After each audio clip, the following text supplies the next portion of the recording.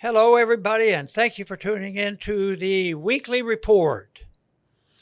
A golden share will not make America great again. Japanese company Nippon Steel's plan to purchase U.S. Steel was bound to provoke a strong reaction from left and right-wing economic nationalists. After all, U.S. Steel was once the world's largest company, and it was the first company to be valued at over $1 billion. U.S. Steel was thus a symbol of America's economic dominance. So it was not surprising that Nippon Steel's purchase of U.S. Steel was blocked by both the Biden and Trump administrations. This was disappointing, especially since Nippon Steel planned to invest billions in modernizing U.S. Steel's facilities. Last week, President Trump praised the deal with some added conditions. One major condition is that the U.S. government will receive a golden share in U.S. Steel. This will enable the government to overrule any business decision made by the company's management if the government determines the business decision threatens national security. This power could be used to prevent U.S. Steel from exporting steel to certain countries, as well as to require U.S. Steel to prioritize production for the military and other government agencies.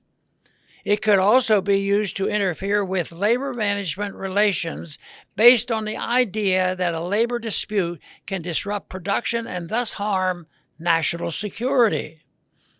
In fact, there is almost no decision U.S. Steel's management could make that cannot be labeled as involving national security. Supporters of the golden share have forgotten or never learned the lessons from the failures of allowing politicians and bureaucrats to run private businesses. When government takes a full or partial ownership interest in a business, the result is decisions made based on political considerations rather than on seeking to improve the company's productivity and profits. This causes the company to lose money, resulting in laid-off workers, unless the government tries to cover up failures with subsidies. It also distorts the signals sent to other market actors via the price system because the government-run company is allocating resources based on considerations other than their most efficient use. This is not the only case where the Trump administration is harming the economy by interfering with businesses. Fannie Mae and Freddie Mac, the government-sponsored enterprises created to support the housing market, may soon go public. President Trump has stated that the government would nonetheless continue to guarantee Fannie and Freddie-backed mortgage loans. This will cause overinvestment in housing, as investors see only an upside from investing in Fannie and Freddie, since the government will bail out Fannie and Freddie if they lose money while investors will keep the profits. The result will be a housing bubble, followed by a housing crash that may be worse than the one Fannie and Freddie, along with the Federal Reserve, helped cause in 2008. Once again, President Trump and his advisors have failed to learn from history. Government involvement with businesses may be promoted as intended to protect national security or to protect great American companies from being taken over by foreign companies, or to make the American dream of homeownership possible for every American, or to accomplish a myriad of other goals that may sound good in sound bites on the company. Now, I was tired of that sentence. No, I didn't see this. It came late. It's a long sentence.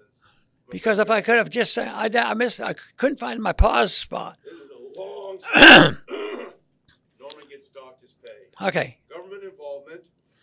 Government involvement with businesses may be promoted as intended to protect national security or to protect great American companies from being taken over by foreign companies, or to make the American dream of home ownership possible for every American, or to accomplish a myriad of other goals that may sound good in sound bites on the campaign trail.